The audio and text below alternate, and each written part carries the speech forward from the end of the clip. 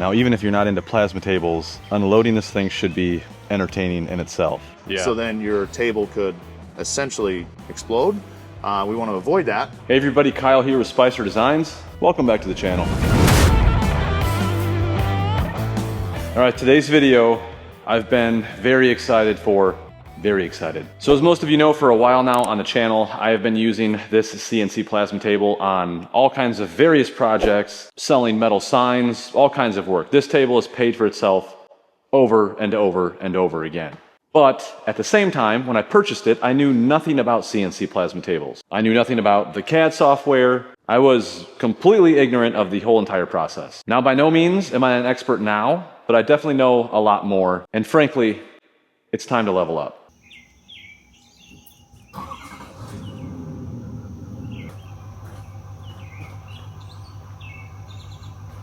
All right, it is 5:30 a.m. GPS is set. We got an 8.5 hour drive. Probably gonna be around 9.5 hours. Hopefully it's uneventful. We'll see you there.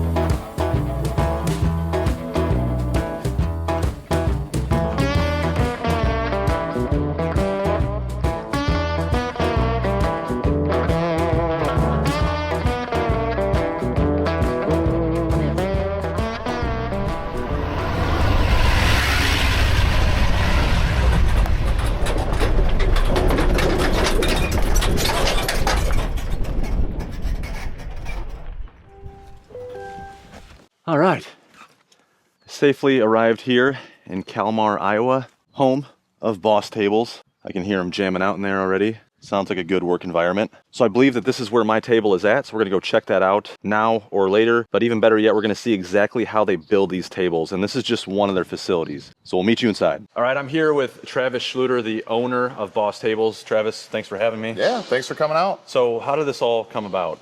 Well, it kind of all started in 2016, 2017, I believe. I built a machine in my garage because I thought it was really cool. So we were building houses and condos, and we had some older heavy equipment that needed a bunch of repair. I basically, rounded up the parts, put it all together, and surprisingly it worked. So that was pretty cool. I was a power lineman. My brother was an electrician. I was traveling all over the country, and I kind of wanted a way to not travel so much, even though basically I'm gone every other week now, it seems like. Anyway, yeah. So we made some money building condos and houses, and we ended up buying a car dealership. And then after we got that thing kind of turned around and headed in the right direction, we then basically bought a building right behind the car dealership, and we were using the plasma table to cut out cutting edges for snowplows and just random side work. It was a cool machine, and then we're like, you know what, this thing is really cool. If we do this correctly and offer the support, because that's the biggest thing. Yeah. Dealing with other people that had tables and kind of learning more about the industry, I decided, well, let's give it a go. So then we bought a bunch of parts, started building them.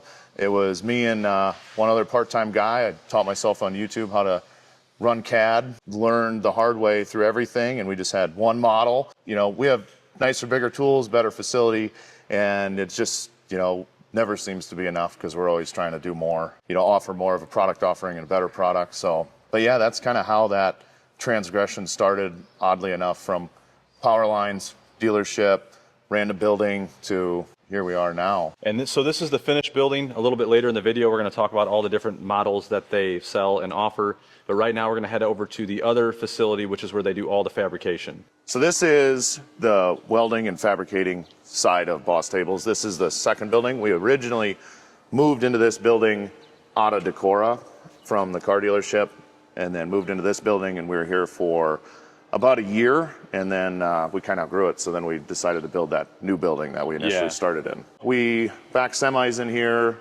unload tube that we then cut them using saws, and then all the plate is processed on these two machines, which are machines that we built in-house, obviously. Yeah, we were talking earlier, that's pretty cool that you're building Boss Tables with Boss Tables. Yeah, absolutely. I mean, it'd be kind of a quagmire if we had a different brand in here to cutting parts for our tables with a different brand. Yeah. So yeah, what a great example of how you can make money with these tables by actually making them. What is this, like a 6x12 or something? Or this is a 6x12. Okay. And then that's actually a 6x14, which is an odd size because your typical sheet sizes are 4x8, 5x10, 6x12. But then we built this 6x14, and the reason being is for our own production means we can take a 6x. This is back a precursor to when we were really utilizing the mill that I bought from that Boeing factory in Kent, Washington. Yeah. So we would take and jig up tubes on top of this and then go through and pierce peck all the holes for these bearings in the gear rack. And then we would take and then drill and tap them all by hand. So before we had that big mill online, it was a lot more labor intensive, but you know, as a guy continues to grow, you know, you're able to afford better tools. So you guys design and engineer all your own tables, right? So being that you have a specific design that you guys use, can you pretty much make tables to almost any size? Yeah, absolutely. Okay. Yeah, we've done some strange things where a guy will want like a 22-foot table, but we try and, you know, our standard product offering is like 4x8, 5x10, 6x12, 5x20, 5x24, 6x24, 8x24, massive, you know, 10x30, you know, that kind of thing. And it's, you know, it's basically we'll work with the customer to provide whatever is their, you know, best suited for their solution. So you're providing tables all the way from a guy like me working out of his garage or a small shop all the way to like full-on industrial applications. Yeah. You've got a lot of information to share, you know? Yeah. This is quite the process. These two tables here, you're cutting out all of the sheet metal type work that you guys need, all the sheet steel work, and then basically kind of stockpile it. And then as you guys get orders, you're just pulling from the stock that you've cut and assembling things, or how does that?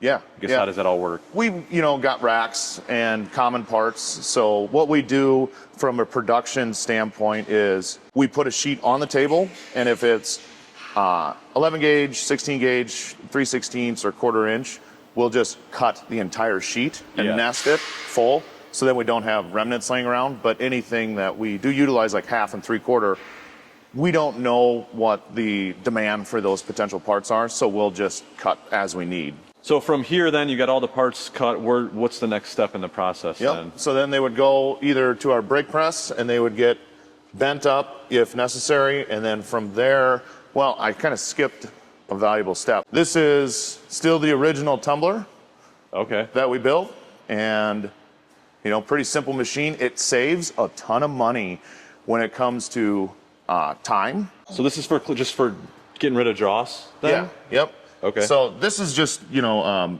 drop out of the table. We use drop out of the table as media. And it rounds the edges, scratches the surface, increasing paint adhesion, and it gets rid of the dross. Naturally with plasma, as long as it's, you know, proper consumables, proper cut settings, there is a potential to have a little bit of dross on said parts, and then you just throw it in that thing, which is basically just a giant rock tumbler, and it spins around, knocks the dross off. It saves a lot of money in aggregates, grinding material, you know, wages, that kind of thing.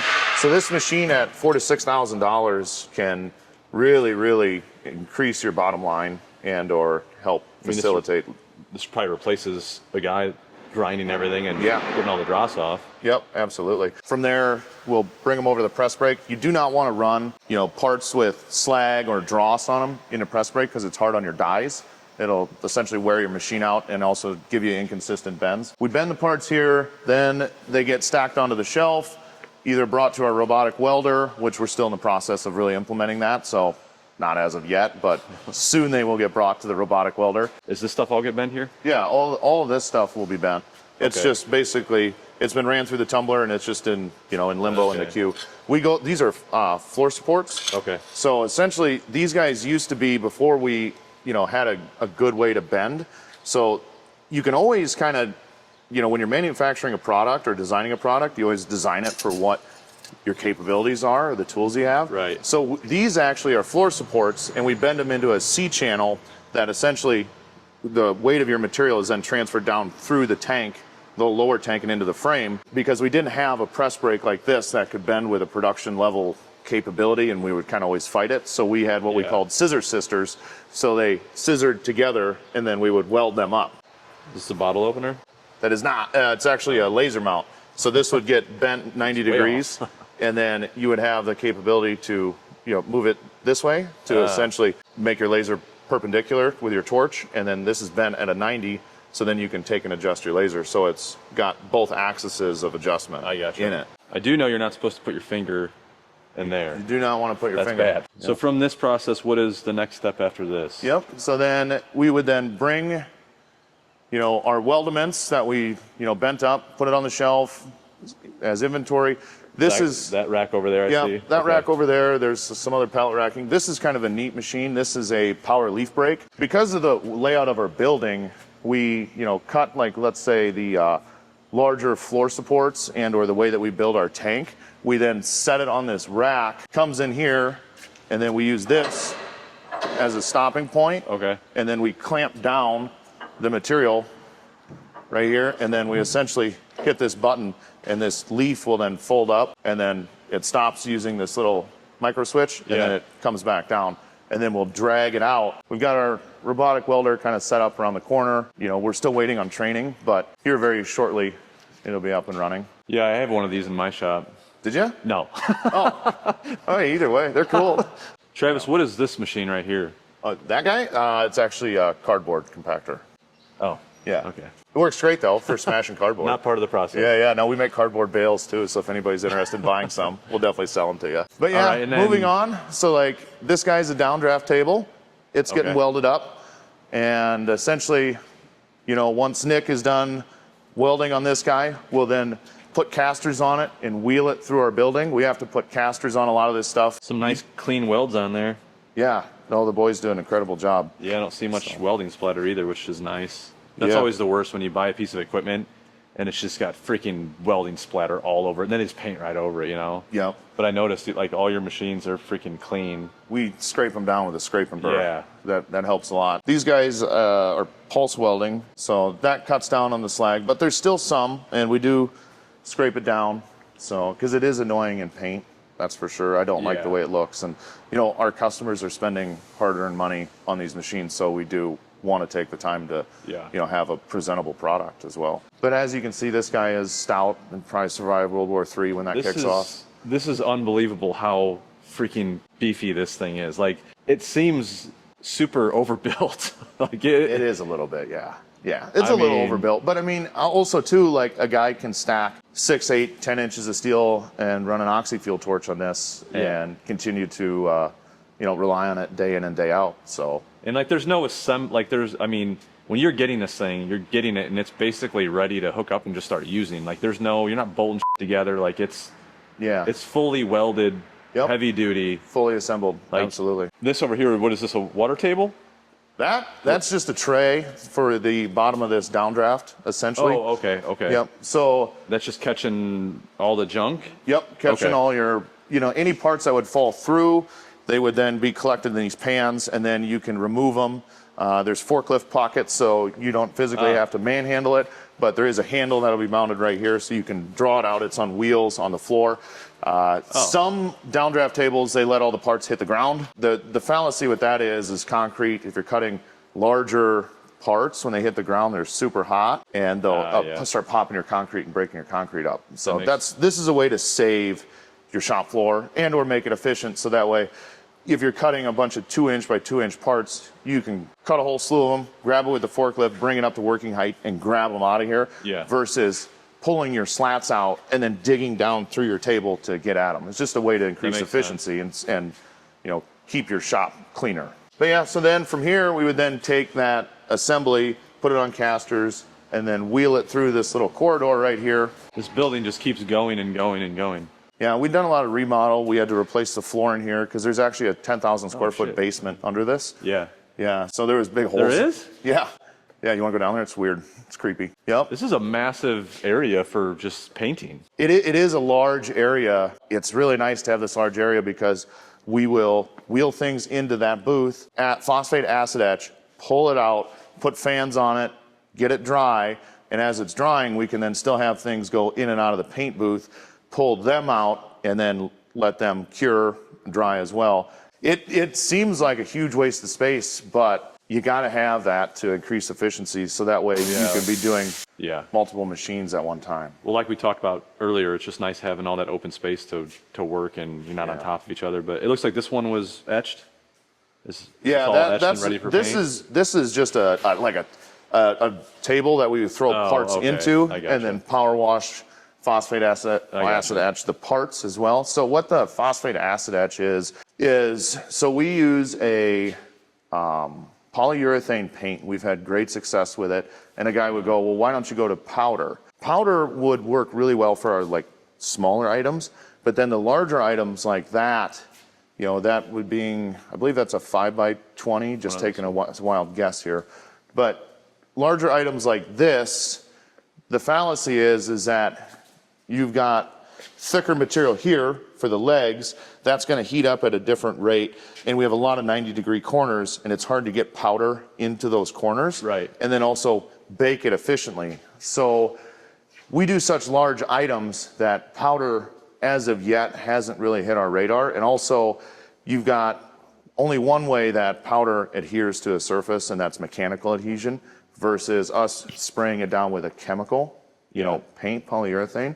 The phosphate acid etch helps promote adhesion and then remove all the grime and debris. And then there's a chemical bond as well, where the paint is physically digging into the material to some degree to get that paint to essentially stick onto this machine. And then from there, we would then take it back out, wheel it through that corridor, and stick it on that flatbed roll deck truck that we have, and then bring it over to the new building. So to continue basically the shop tour, this is our final assembly building. This building is about 1.5 years old. How big is this building? It's freaking massive. This is a 80 by 200. Eventually, you know, once the Rain Marine takes off, we would like to build another building, and then move the welding and paint out here potentially, and then they would take over that building, or vice versa. So we have expansion plans out here once we get the boats off the ground, and or things really start breaking loose with that. We bring the machine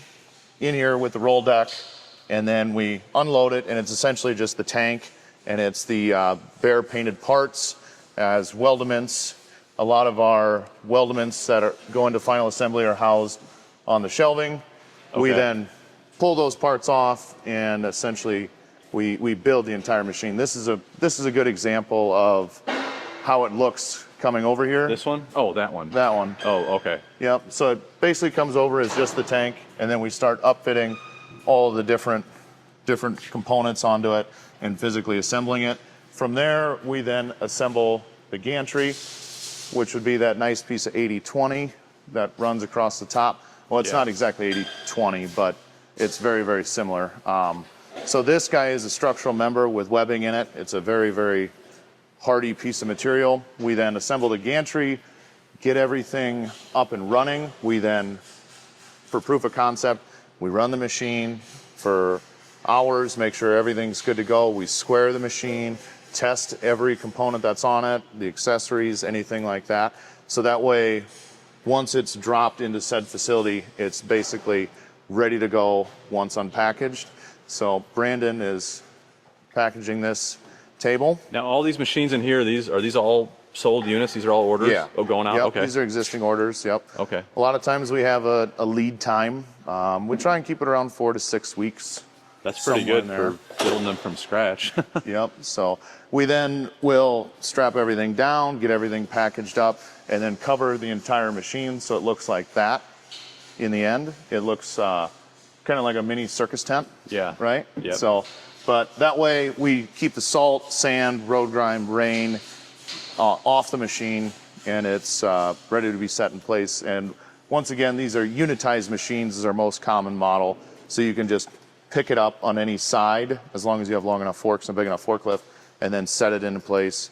And it's not going to torque or twist or nothing. I mean, from no. what I saw at the fabrication area, those things they're built pretty stout. robust. Yeah, yep. So this model is definitely the most popular, and it's our Pro Table flash cut software. Really, really, really robust unit. Works great for industrial, light industrial guys, small manufacturing, even large manufacturing. We've got them in facilities top to bottom. And what sizes do these come in then? We'll build it to suit whatever you want. So 4x4, 5x5, 4x8 is one of the more common. 5x10 is definitely the most common. 6x12 is another popular model. And then, you know, we would even do, that's a 5x20, I believe. So we'll do them in whatever size. And that guy is essentially the same chassis as this guy without the legs. The legs, what they do is they allow you to store a 5x10 sheet under a 5x10 table. If a guy's gonna have a lot larger format machine, it does work well to be able to build a little catwalk and then walk right onto the machine, especially if you're dealing with thick plate with an overhead crane. So when you're saying this guy, you're referring to it as a guy. Is this third leg right here determine that it's a male? So like this guy, this table has a 21-inch leg on it, but we can put like a 4-inch leg on it, so that way it sits on the ground. You can't try a joke there or no? No, I had no idea. I totally missed it. What? I said, does this third leg right here determine that it's a male? Oh, no comment. It went right over his head. Yeah. You guys do a nice job, like how tidy this thing is. Everything is accessible too, which is nice. We've gotten a lot of and labeled comments on, you know, how our fit, our finish, you know, everything like from our switches are self-protected. You're not able to, if you don't home your machine and you ram it into the stops, it's not going to explode the switch. But yeah, we take a lot of pride in what we have to offer and make sure it's a nice, tidy product. And also too, it helps when you're troubleshooting, when things are labeled and things are, you know, built in some semblance exactly the same from machine to machine to machine. Yeah. As far as failure rate, I mean, it's sub below 1%, and or normally it's just guys learning exactly how to operate their machine and struggle busting through the initial phase of learning things because it's a whole new world and there's a lot going on. Oh, this one's like got the torch on it, like a freaking This is a pro table. It's got a pneumatic scribe for marking bend lines for press brake, part numbers, company logos, any serial numbers, that kind of thing. Works very well for that. It's also got oxyacetylene. And most useful way that our oxyacetylene comes into play is the PowerMax 85 is the biggest single phase unit that we can put on a 220. Yeah. And then from there, if a guy goes, well, I need to cut 1 inch or 1.5 inches or 2 inch, you know, that's where this oxy fuel comes into play because you can do that just with gas. You know, with oxygen acetylene, we can also run propylene, MAP gas, I believe, you know, but there's a plethora of different fuels that we can run, but that also needs to be specified when ordered, so that way we can provide the right torch. And then from here, you've got its magnetic breakaway, and you can park it off to the side, which is where this torch is residing. Oh, wow. And you can swap them out. Easy transition between oxy fuel cutting and plasma. So that's awesome. Makes it really easy. Self-centering mount, magnetic breakaway, so that way if the torch becomes dislodged, it'll stop the cut. It's also got a touch-off switch, and we use ohmic as well. You've got this guy, it's our Pro. This is a 6x12. You know, right behind you is a Pro, it's a 4x8. You know, and then we go to, so these are water tables, and then we come over here, and these guys are downdraft tables. This is what you guys were fabricating This earlier. is the one that Nick was welding together in the other building. It looks all familiar now. Heavy duty chassis, everything's kind of sculpted so that way it funnels everything into the bins down below that are removable. Nice efficient setup. You can put your fans, you know, whether you're gonna, you know, just extract the dust and blow it out outside your facility, or you're gonna have a dust collection unit. You know, you can pick whatever four corners you want. We've got some guys running, you know, dual ports, that kind of thing. So you said the reasoning for using a downdraft table versus a water table is just like mobility?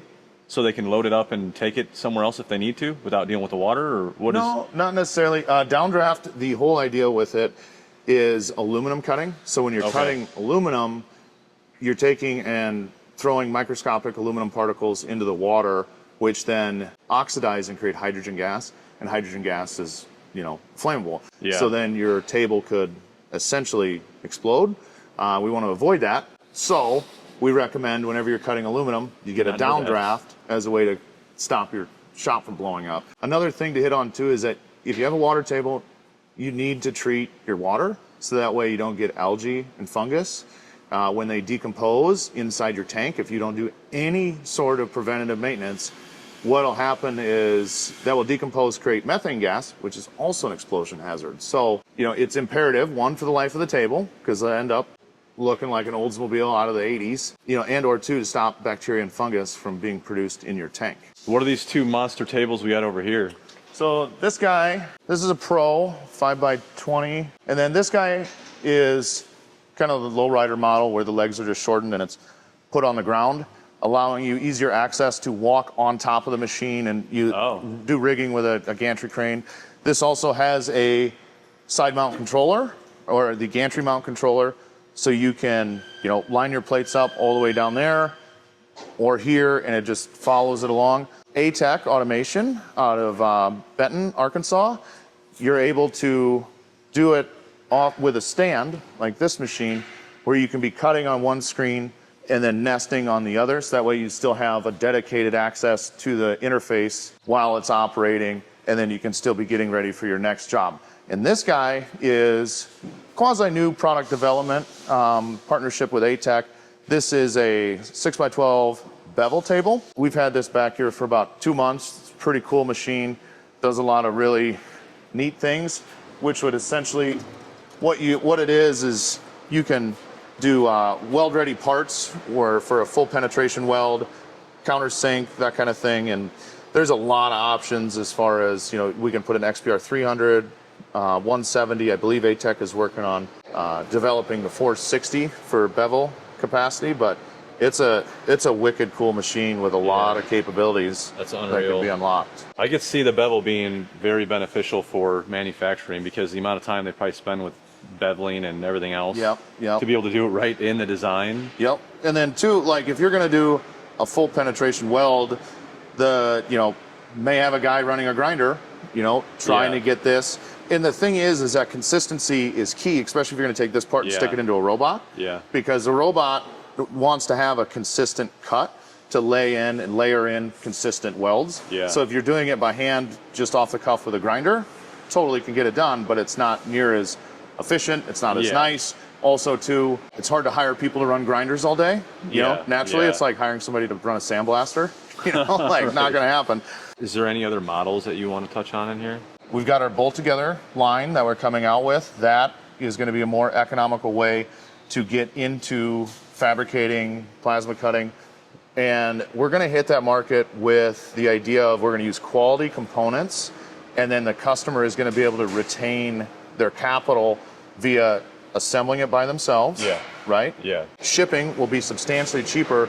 People are more than welcome. We'd love when customers come here, see the facility, we train them, they then take their table, load it, and head out, and they've got a little bit of baseline on where to get started. Yeah, there's a lot of value there. Well, the good thing, too, is being in Iowa, you're kind of centrally located, too. So, I mean, for me to get here from southern Indiana, it was about 9 hours. And it was such an easy drive, too.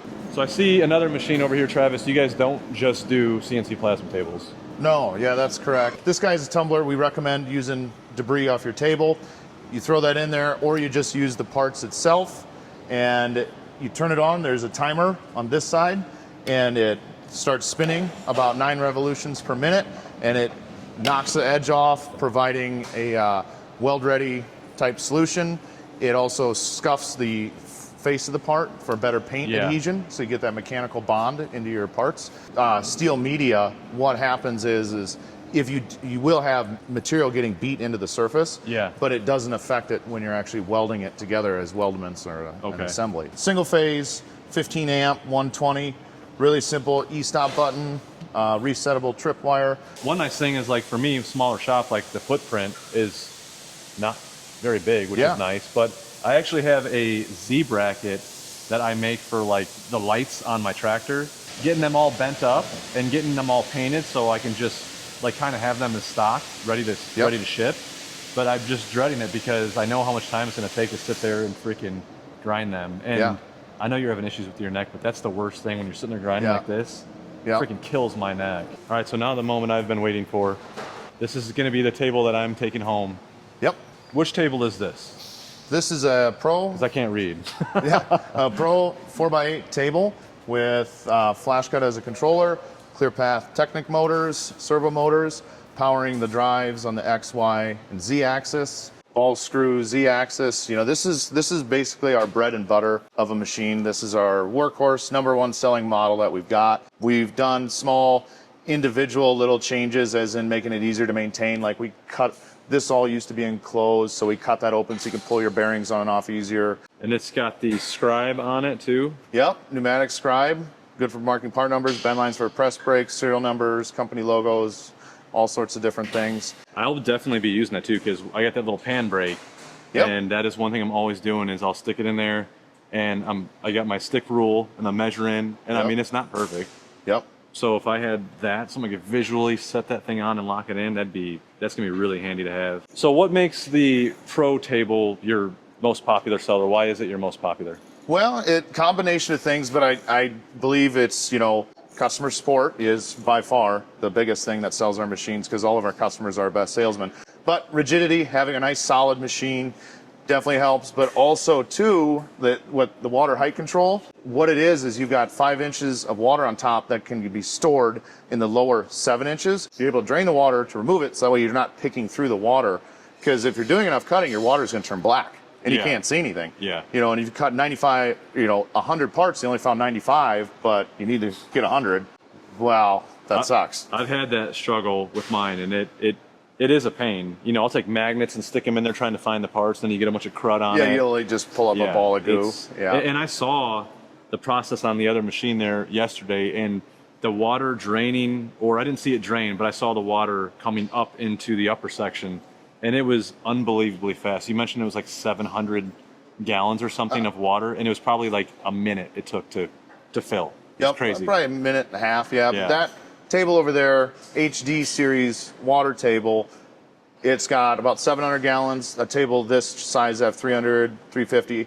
Table this size will fill itself in under a minute, essentially moving about 300 and some gallons a minute, which is quite a bit of water, and it takes about a minute and a half for it to drain. So I can get that thing all the way damn near to the freaking 1/4 inch from the top of this thing if I wanted. Yeah, and the reason why there's more water in it and it's able to overfill, guys, especially if they put them in front of an overhead door, the sun beats in, it evaporates the water, so you need the extra capacity. That way you don't feel like you have to put water in it every day. All right, so I've always been curious, why are these slats curved?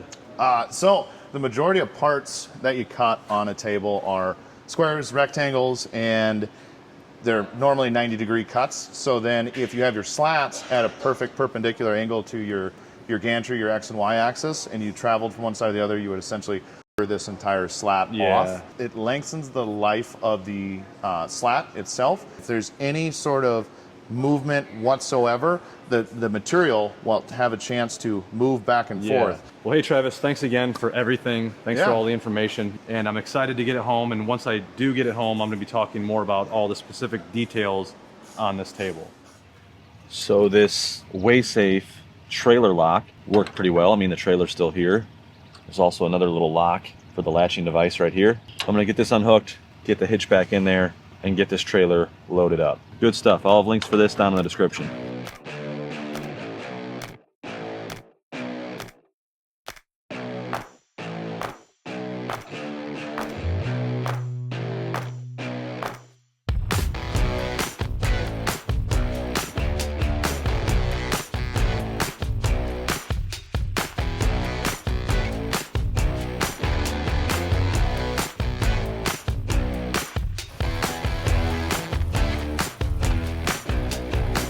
All right, so I'm just about loaded up here. I got to strap everything down. I was able to grab Chris, who's the sales director of Boss Tables. What does it look like, or what's that process if someone's interested in buying one of these machines? What it looks like is when they reach out to us, we discuss with them what our plans are, you know, what's the best unit that they need, basically narrowing it down so they get the right machine, so they don't get something they don't want, right? Once we agree on that, I make them a formal quote, email it over to them. They take a look at it. talk to the powers that be, come back, say, okay, we're going to go with this. And then we discuss our finance options and our how we take payments and things of that nature. We offer financing, we offer in-house training on it, we offer shipping, and that's all can be done in the quote. Okay, so they can see it up front on how it is. We do install and trainings. We don't deliver the table. It'll still be shipped, but we will send a tech down, do the install and training on it, and that'll be in the quote as well. So once they get everything and they like what they want, like what they see, we take the deposit, and then we create an invoice for it, and then it gets into the build process. Yeah, I'm sure you get a variety of customers, you know, customers that know these tables just as well as anybody, and then there's probably guys like me that could use some assistance on like, I didn't know that about the aluminum thing, so that's great information. But there's a lot of different things. That's why we try to make sure we talk to everybody, you know, make sure they get what they want before the process goes further. I take all the direct sales. We do have our dealers set up as well, but I take everything that comes via website, trade shows, regular call-ins, all our Instagram and YouTube and stuff like that. They will talk to me directly, and I will do the formal quotes, and then I'm the contact guy pretty much through the whole thing. Very good. Well, hey, thank you very much. Thank you. Appreciate it. Yep. Here are the tie-down points. You got some beefy-ass quarter-inch plates right there. One in the front and one in the back there. So that makes it real easy for strapping this down.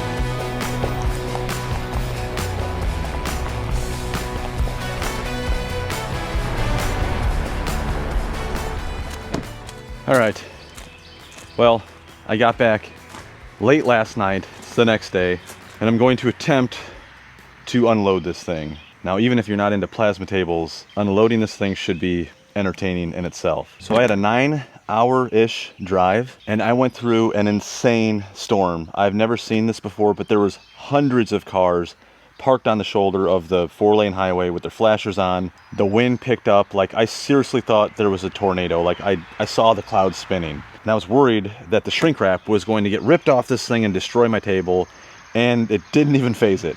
I mean, it looks exactly like it did when I left. Even the freaking Boss sticker held up. It started to peel up a little bit. All right, I'm gonna get this thing unloaded, and or attempt to get it unloaded. We'll see. I mean, that sure beats having a mess. I'll leave some links for these things down in the description. Not sponsored by Rhino, I bought these. I do like them. So here's the plan.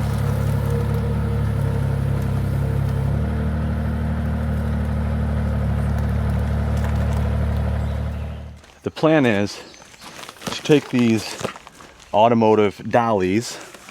I'm going to lift up one end with the excavator, put these two dollies underneath these legs, pick up the other end, and roll it off the trailer, set that end down, come back over here, pick this end up, pull the trailer out, set it down.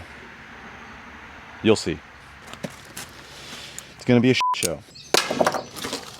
Damn it! I'm gonna call Pittsburgh's technical support team so I can get a little help on how to assemble these dollies. I don't think they have a technical support team, but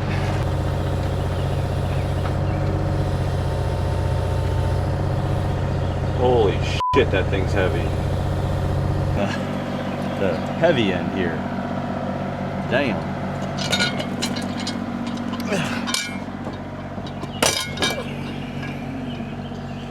Okay, we'll see how that goes.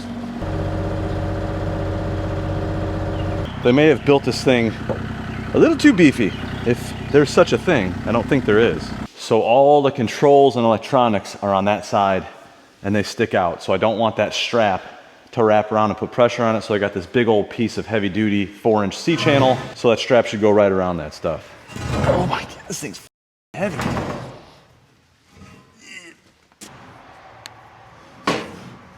Yes. I'm hoping that I can shore it up on the fenders here. All right, so we're all clear right there. Over here, where all the controls are and electronics, you can see we're clear there. But this thing is actually starting to bend that 4-inch C-channel. I think it's that heavy. Oh boy. Pick her up. Pick her up. Maybe. Okay. Alright, this is a good sign.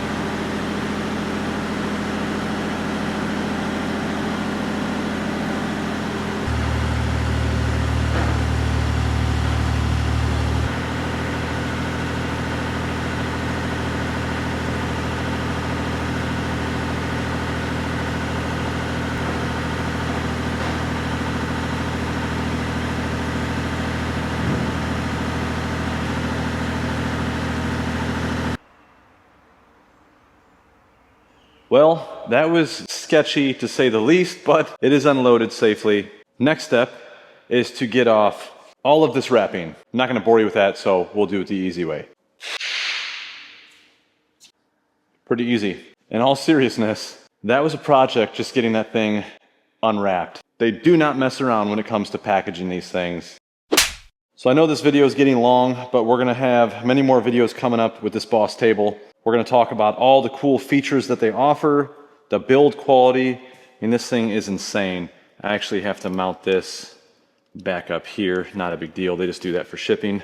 We're going to talk about what plasma cutter I got. You can see it is a Hypertherm. We have an air dryer here. This is a high quality air dryer made in the USA. Comes with a monitor, and then we have some additive for the water that Boss Tables provides. So they give you everything that you need to get this table up and running. All the cords, cables, everything ready to go. So here's what you can look forward to in future videos with the Boss Table Pro 8. I'm gonna show you absolutely everything with this. We're gonna be running a sub panel to this side of the shop to power it.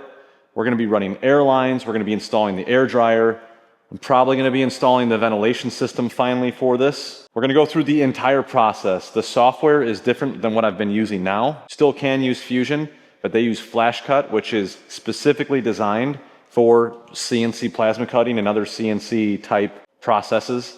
Really intuitive software, very user-friendly. It just all makes sense. And just to be clear with everybody, this is not technically my table. Like I mentioned at the beginning of the video, I have partnered up with Boss Tables. I was the one that reached out to them, and I must say, with all sincerity, this blew my expectations out of the water. I knew that they were nice tables, but after I went to their facility, saw how they were building them, how freaking beefy they are, I barely could get it off the trailer with my excavator, how great the entire staff is, like, they're like a family over there. Everyone's joking around with each other.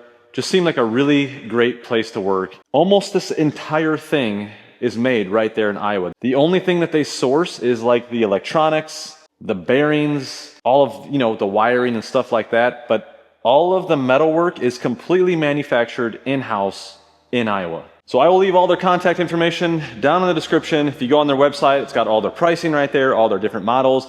They even have a page where it gives all of the different positions for personnel there. It's got their direct phone number right there. When you call them, they answer. And this is not going to be affecting our project stuff on the weekends. Most of the informational videos that I'm going to be posting on this thing are probably going to be during the weekdays. So if you're not interested in this stuff, you know, just don't watch them, I guess. But that's it for this one. Thanks for watching. We'll see you in the next one. You know, and it's nice to meet our customers. We get a lot of interesting stories. All of our customers are great, though, by the way. It'd be funny if you called me a dumbass, too. That'd be really funny. I don't want to do that. Kind of like you're showing me. I suck at shooting videos. All right.